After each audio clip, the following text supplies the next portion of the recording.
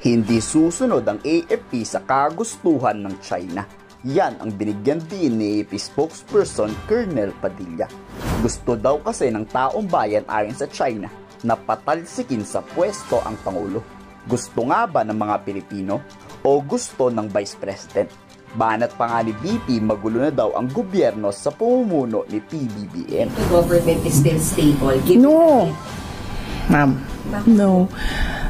Our institutions are clearly abused.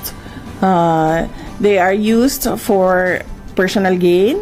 Dito pinalagyan nga ni Colonel Padilla ang sinabi ng Vice President na si Sara. Ayon sa Vice Presidente, hindi na stable at may namumuong kudita laban kay PBBM. At si BP na raw ang gagawing Pangulo. Chinese tactic to, no? Estilo ng China ang mga yan. Nag-iingay para sirain si PBBM at para kumampi ang AFP sa gusto ni BP at China. They make noise, but they don't actually change the signal. Our focus is locked on our mission, and that is to protect the people and secure the state. Ayaw ng AFP kay BP Sara Duterte, pero hindi daw ibig sabihin na pro-PBBM sila. Ang kinakampihan daw ng AFP ay ang mga Pilipino. Labas na raw ang AFP sa politika.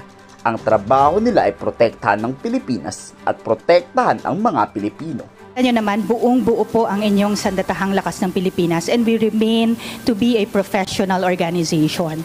So we are one, as we have always stated, if there's one AFP, there's one Philippines, and with strong AFP and strong Philippines. Pinalagan din ni Colonel Padilla ang disinformation na kumakalat na kudita. 100% daw na Chinese propaganda.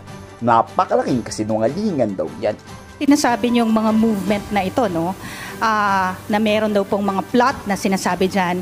Klaro po, wala po itong katotohanan, and the AFP is intact, professional, and disciplined. Disinformation lamang po ito, no? And ang gusto po natin hindi po magkaroon ng paghahasik ng gulo at duda sa ating mga kababayan. Dito naka-full support nga ang AFP sa laban ni PBBM kontra korupsyon. Naniniwala rin ang AFP na may mapapanagot sa flood control issue. Nauna na nga rin sinabi ng Pangulo na walang pinsan-pinsan. Kakasuhan ang lahat ng sangkot sa korupsyon. At nararamdaman na ng Pangulong malapit na yan.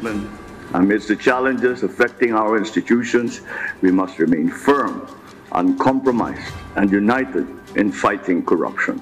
The unscrupulous abuse of power and greed must come to an end. Dismayado ang maraming Pilipino dahil sa mga patong-patong na isyong lumulunod sa kanila araw-araw. Our people are exhausted. They are disappointed. They are angry. And as I have said before, their rage is valid.